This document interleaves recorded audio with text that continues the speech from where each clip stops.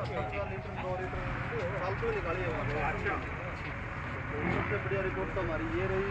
और दूसरी बात मैं ग्राहकों को कहना चाह रहा हूँ कि कई ग्राहकों का कंप्लेंट आई थी भाई हम भैंस नहीं ले पाए, आपने 10 भैंस दे दी।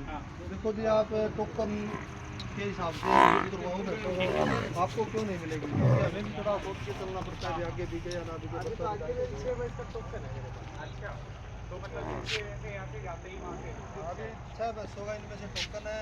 आगे वाली गाड़ी का कोई टोकन नहीं है, कोई कराना चाहे तो करा सकते हैं।